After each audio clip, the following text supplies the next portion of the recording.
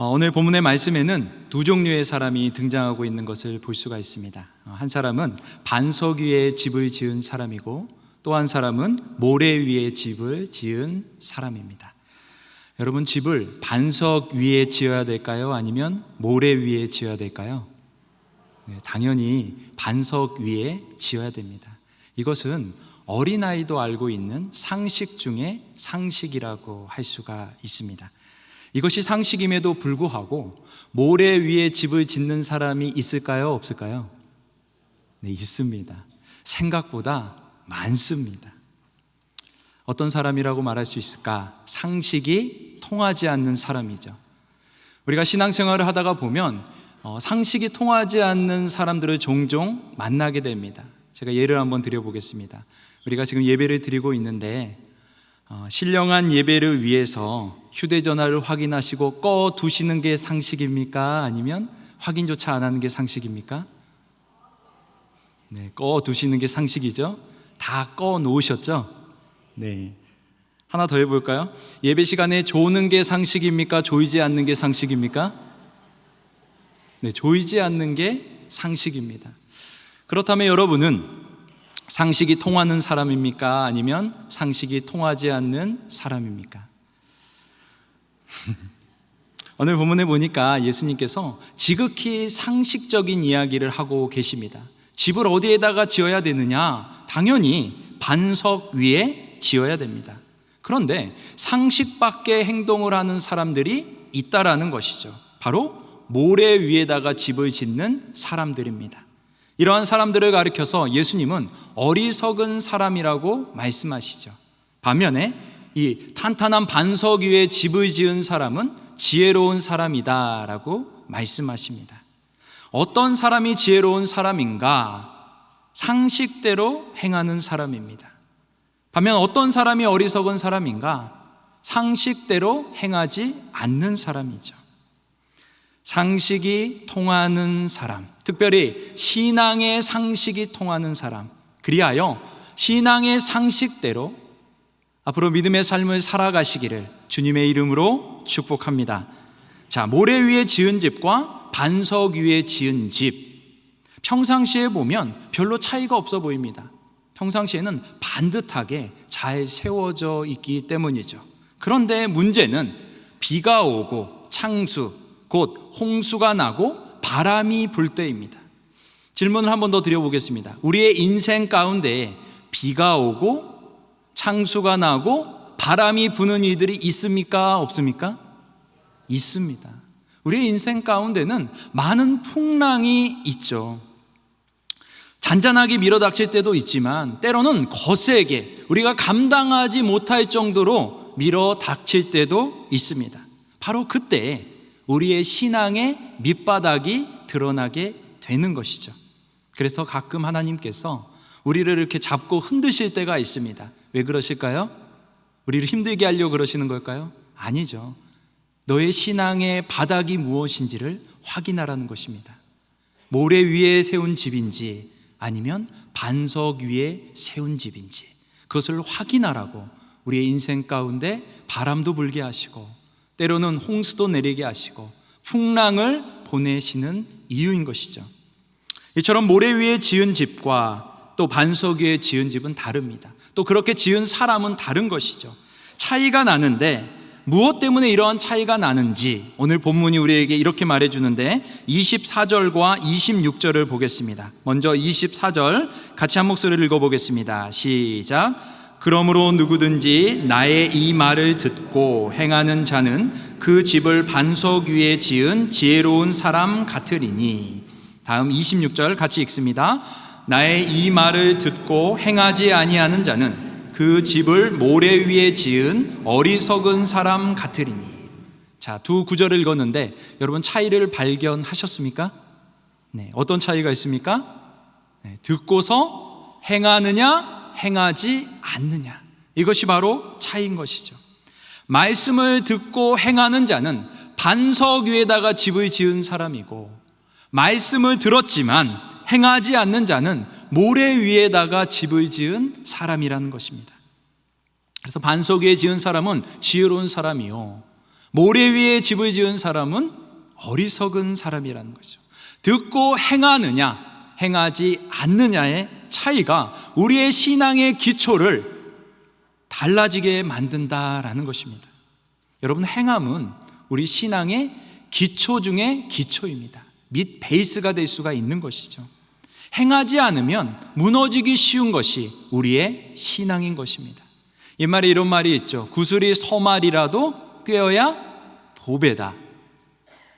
또 부뚜막에 소금도 집어넣어야 짜다, 제맛이다, 이렇게 아시는 분들이 많은데, 여러분, 아무리 좋은 말씀을 들었다 할지라도, 또 그것을 깨달았다 할지라도 그것을 듣고 행하지 않으면 아무런 소용이 없습니다.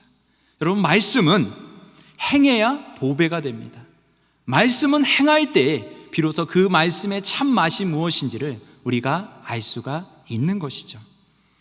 하나님께서 우리에게 베풀어 주시는 은혜는 제 개인적으로는 크게 두 가지가 있는 것 같습니다. 특별히 말씀과 관련해서 하나님께서 주시는 은혜는 두 가지인데, 첫 번째는 말씀을 들을 때에 임하는 은혜가 있습니다. 설교를 듣다가 혹은 우리가 성경을 읽다가 깨달음을 얻었을 때 우리 가운데 임하는 은혜라고 할 수가 있죠. 저는 이 은혜의 별명을 한번 붙여봤습니다. 다이돌핀의 은혜다 라고 이렇게 별명을 한번 붙여봤습니다. 여러분, 엔돌핀을 알고 계시죠? 네, 엔돌핀. 우리가 기쁠 때 혹은 운동을 할 때 우리 몸속에서 생겨나는 호르몬입니다. 그래서 우리의 에너지 촉진을 하는 데 도움을 주기도 하고요, 또 스트레스를 해소하기도 하고요, 또 우리의 몸을 안정될 수 있도록 진통을 완화하는 그러한 기능을 감당을 합니다. 그런데 이런 엔돌핀보다 무려 4,000배나 더 강력한 돌핀이 있다고 합니다. 그 돌핀의 이름이 바로 다이돌핀입니다.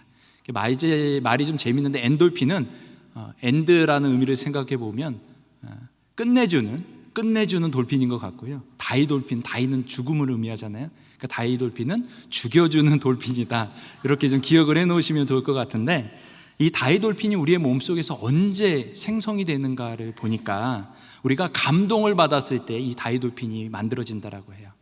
우리가 정말 가슴 뭉클한 글을 읽었을 때에, 혹은 아름다운 광경을 보았을 때에, 혹은 깊은 사랑에 빠졌을 때에, 그리고 새로운 진리를 깨달았을 때에 우리의 몸속에서 이 다이돌핀이 생성이 된다라고 해요.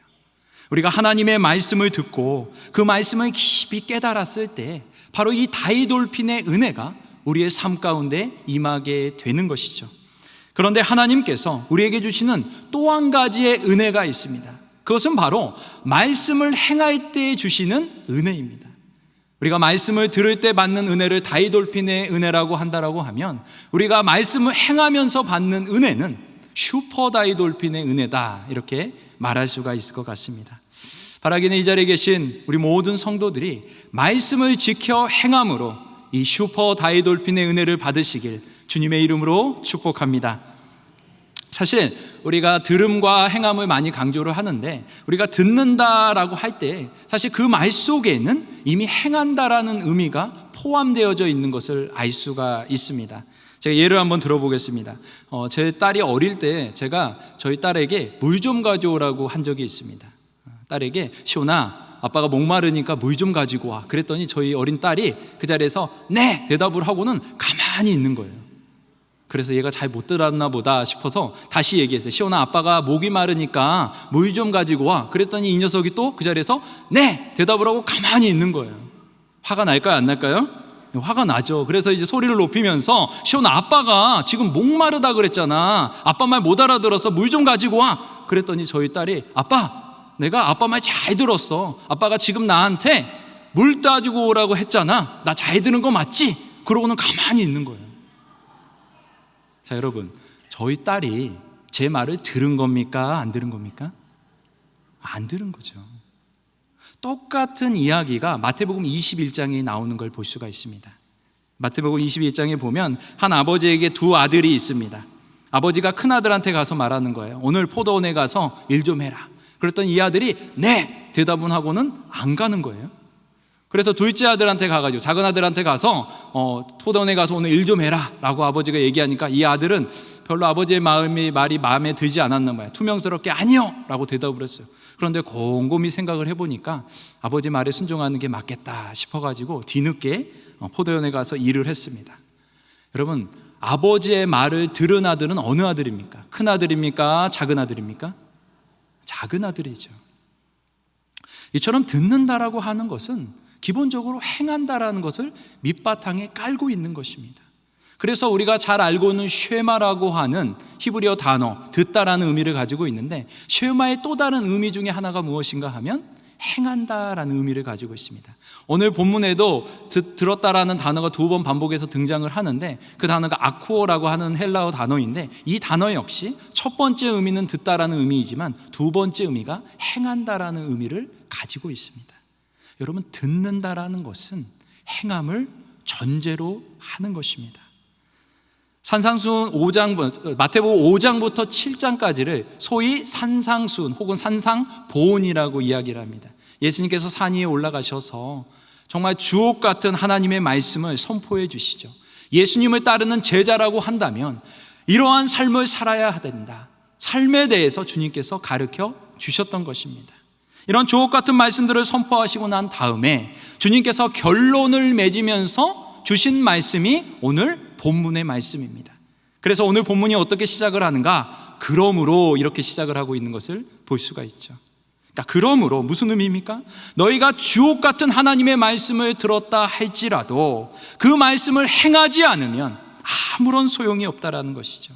그러한 자는 천국에 들어갈 수가 없다. 천국에 들어가는 자는 주여 주여 외치는 자가 아니라 하늘에 계신 하나님 아버지의 뜻대로 행하는 자, 이러한 자가 천국에 들어간다. 행함의 열매를 맺는 자가 천국 백성이다라고 주님께서 이 산상순의 결론을 맺고 계시는 것입니다. 여러분, 우리는 매 주일마다 주옥 같은 하나님의 말씀을 듣고 있습니다. 하지만 우리의 삶에 변화가 없고 우리의 삶에 능력이 나타나지 않는 이유는 무엇일까요? 하나님의 말씀은 살아있는 말씀인데, 운동력을 가지고 있는 말씀인데, 능력을 가지고 있는 말씀인데 왜 내 삶 가운데는 이 말씀의 역사가 잘 일어나지 않는 것일까요? 하나님의 말씀이 특정 사람에게만 차별적으로 임하기 때문입니까? 아니면 사실은 원래 능력이 없는 말씀인데 능력이 있는 척 했던 것입니까? 아니라는 것을 우리가 잘 알고 있습니다. 여러분, 말씀에는 아무런 문제가 없습니다. 누구한테 문제가 있을까요?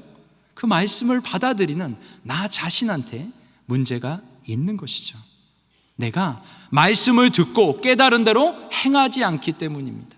내가 말씀을 듣고 그 말씀을 순종하지 않기 때문에 수없이 하나님의 말씀을 많이 들었다 할지라도 우리의 삶에 변화가 없고 능력이 나타나지 않는 것이죠. 제가 좋아하는 말 중에 이런 말이 있습니다. 하나님의 말씀은 무릎으로 듣고 삶으로 깨치는 것이다. 하나님의 말씀은 우리가 무릎을 꿇고 들어야 되는 말씀입니다. 그리고 그 말씀은 삶으로 비로소 깨쳐야 되는 말씀이죠. 우리가 보는 성경에는 수없이 많은 하나님의 말씀이 기록되어져 있습니다. 성경이 한 권이지만 그 안에는 66권의 성경이 또 있고요. 그 안에는 1189장이나 되는 장들이 있고요. 또 그 안에는 3173절이나 되는 어마어마한 말씀이 기록되어져 있습니다. 그런데 그 모든 말씀이 다 나의 말씀은 아닙니다. 내 삶으로 살아본 말씀만이 비로소 나의 말씀이 됩니다. 내 삶으로 온전히 통과시켜본 말씀만이 비로소 나의 말씀이 되는 것입니다. 수만 절이 넘는 그러한 하나님의 말씀이 우리의 손에 쥐어져 있지만 사실 우리의 삶을 움직이고 인도해가는 말씀은 그렇게 많은 말씀이 아니에요. 왜 그럴까요? 내가 살아내본 말씀만이 나의 말씀이 되기 때문입니다. 하나님의 말씀을 따라 살아야 된다는 거 누구나 다 아는 사실입니다. 심지어 불신자도 알고 있는 상식 중에 상식이죠. 하지만 내게 부족한 것은 무엇입니까? 행함이 아닙니까? 실천하는 힘이 부족하지 않으십니까? 지금까지 하나님의 말씀을 잘 듣는 자리에만 머물러 계셨다면 이제 행하는 자리로 나아가는 저와 여러분 되시기를 바랍니다. 행함의 영성이 그 어느 때보다 필요한 시대를 우리가 살아가고 있습니다. 들은 말씀대로 지켜 행함으로 어떠한 풍파가 몰아친다 할지라도 절대 무너지지 않는 반석 위에 집을 짓는 지혜로운 사람이 되시기를 주님의 이름으로 축복합니다.